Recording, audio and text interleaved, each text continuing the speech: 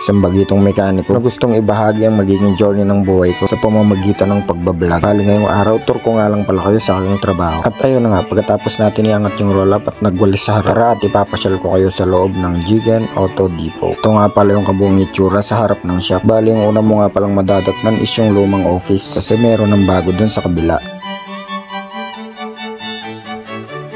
Ito naman yung bagong office namin. Nandito nga pala si Ma'am May at si Master Glenn. At sa part na to, ito nga pala yung Toyota Vios service dito sa shop. At dito naman sa side, dito nga pala nakapwesto yung nitrogen air machine. At dito naman lumakad ka lang ng konti, makikita mo na yung crocodile jack at yung transmission jack. At ito nga pala yung motor na service namin dito sa shop. At sa part na to, ito nga pala yung lifter. Dito nga pala namin nililift yung mga sasakyan. Napakalaking tulong nga pala nito dahil hindi na namin kailangan sumuong sa ilalim para mag-change oil at mag-check up. At dito naman sa part na to, ito nga pala yung alignment lifter. Dito nga pala namin sinasampay yung sasakyan para mai-align. Sa susunod na mga vlogs, ipapaliwanag ko sa inyo kung bakit kailangan i-align yung mga sasakyan. At ito nga pala yung computer ng alignment. At ito naman yung mga sensor na nilalagay sa apat na gulong. At ito naman yung camera na magsasense sa apat na gulong ng sasakyan. At dito naman sa part na to, nandito pa rin yung police mobile at ipapakita ko sa inyo kung paano siya nakalip. At dito naman sa part na to, ito nga pala yung press machine namin. Dito nga pala kami nagpe-press ng bearing at iba pang mga parts.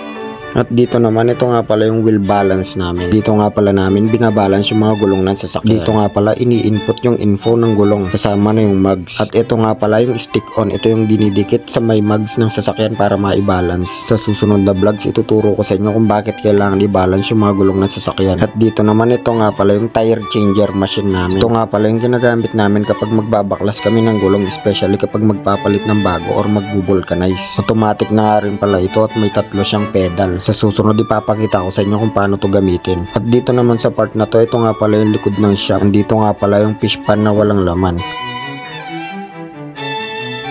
At syempre, hindi mawawala yung tambayan namin. Aminin nyo man o hindi, lahat ng mekaniko may isang lugar sa shop na ginagawang tambayan. At dito naman, ito nga pala yung bulyon. Dito kami nag-grind ng mga parts or naghahasa ng kahit anong bagay. At lumakad ka lang ng konti, makikita mo nga pala yung aming oil catcher. Katabi nga pala nito yung coil spring compressor. Ito nga pala yung ginagamit kapag magtatanggal ka ng coil spring at magpapalit ng shock absorber. At dito naman sa loob, kasama ko nga pala si Boss Art. Dito nga pala nakalagay yung mga langis, mga oil filters, air filters at mga coolants. At sa dulo nga pala nito, dito nakalagay yung aming rotor disc resurfacing machine. Dito nga pala nagre-resurface ng mga rotor disc na malalim yung kayod. Sa mga susunod na vlogs, ipapakita ko sa inyo kung paano mag-resurface ng rotor disc.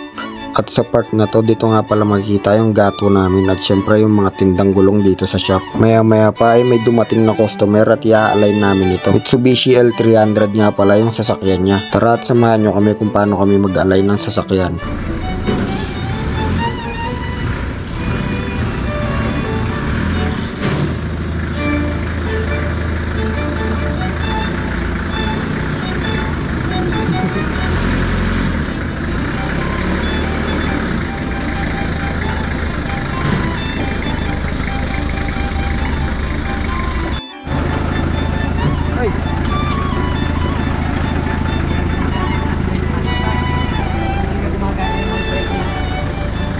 Yeah.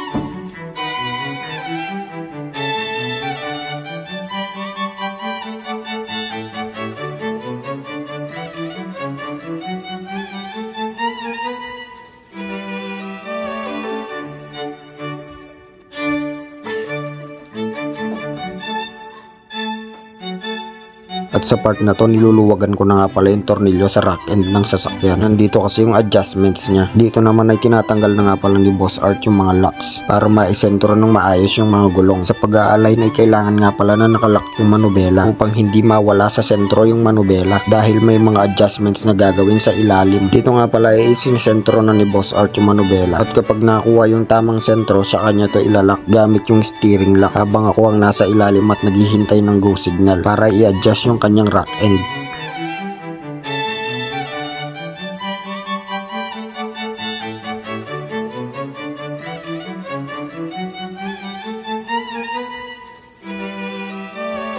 At pagkatapos nga pala naming mai-align yung sasakyan, kailangan pa namin itong i-road test para malaman namin kung may kabig ba o wala na.